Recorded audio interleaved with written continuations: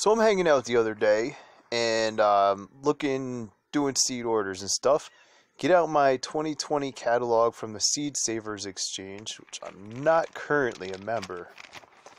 And I'm looking through the beans. Some of you know I was recently inspired to order some Cherokee Trail of Tears beans. These are a pole bean as opposed to a bush growing habit, so they grow kind of like a vine on a pole. And they're good as snap or dried. And when they're black, they're dried here. And as I was looking through the catalog, I came across... Shit, I just ripped it. I came across this turkey craw bean, which is also has ties to the Cherokee, which I will show you. But I noticed this one also has a pole habit, and it's good as a snap or a dry bean as well. So I was very interested in this turkey craw bean here.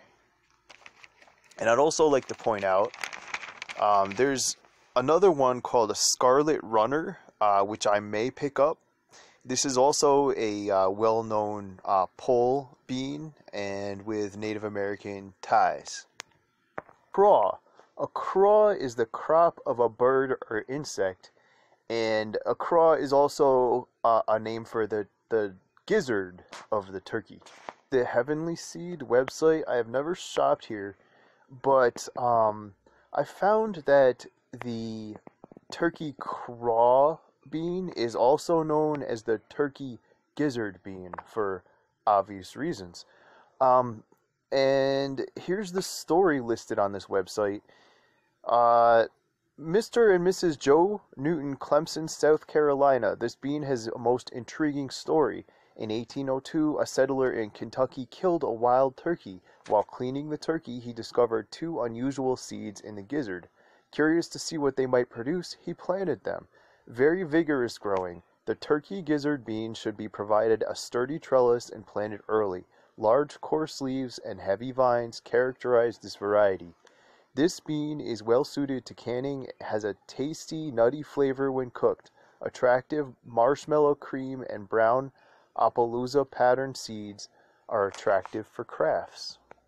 A few days ago, I put out a video, Heirloom seeds and it's in basically February talking about how in February 3rd Friday, January started 24th, the 2020 Cherokee Nation. The Cherokee If you are Nation a hereditary will begin Cherokee dispersing a relative, limited supply of you can heirloom seeds. you go to this website here, and there's probably a way to, phone call them or write them in person, maybe stop by, smoke signal, whatever you guys do.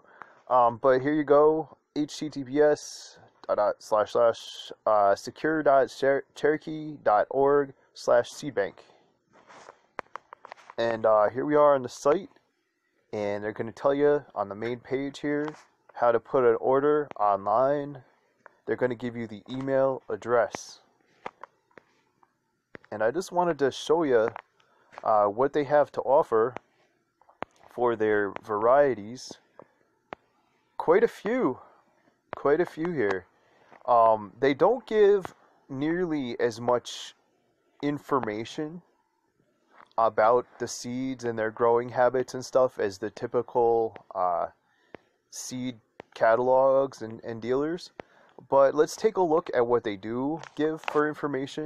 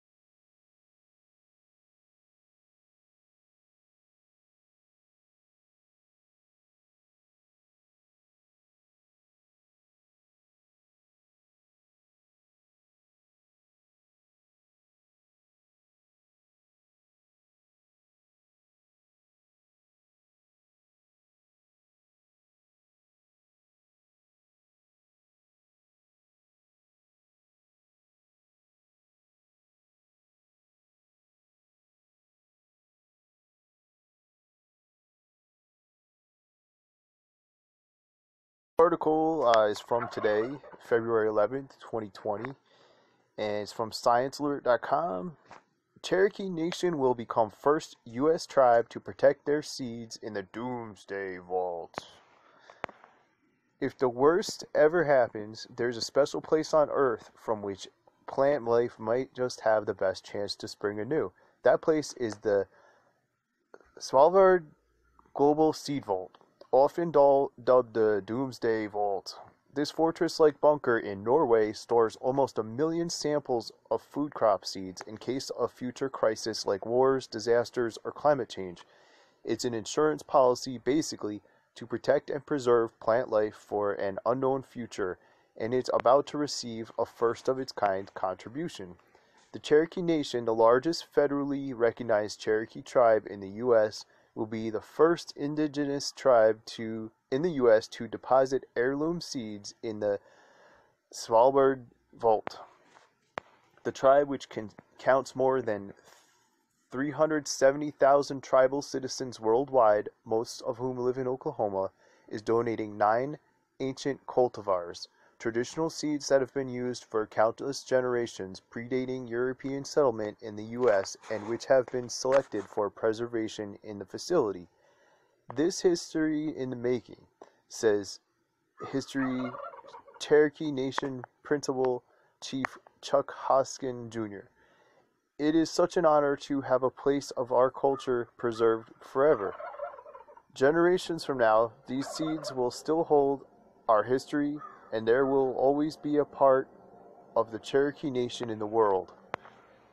There are thousands of seed banks and gene banks in the world, but none as secure and remote as Svalbard, which houses plant and crop varieties from almost every country in the world, boasting capacity to store a maximum of some 2.5 billion seeds. That said, even a doomsday vault is not necessarily indestructible, even if it's designed to be. Climate change in region has led to concerns about the vault's long-term prospects against the specter of global warming, with melting permafrost causing leaks and other problems, but the facility still receives thousands of contributions every year. Later in the month, the 9 varieties of Cherokee heirloom seeds will be deposited, including a sacred corn used in cultural events called Cherokee White Eagle corn, along with other corn varieties, plus Cherokee long greasy beans, Cherokee Trail of Terror beans, Cherokee turkey gizzard black and brown beans, and Cherokee candy roaster squash. While this constitutes the first ever seed donation from an indigenous tribe in the U.S., it does not represent the first contribution from indigenous peoples. Peruvian samples were collected in 2017. Nonetheless, the significance of being invited to donate the seeds of your cultural legacy to a building designed to preserve plant life forever is an honor that isn't lost on anybody. As a Cherokee, one of our beliefs of tenets is that as long as we have our Cherokee plants, the Cherokees can remain. Cherokee Nation's Senior Director of Environmental Resources, Pat Gwynn, told Modern Farmer, "To me, this lends a little bit of infinity to our perpetuity to that belief. Cherokees cannot be Cherokees without their Cherokee plants."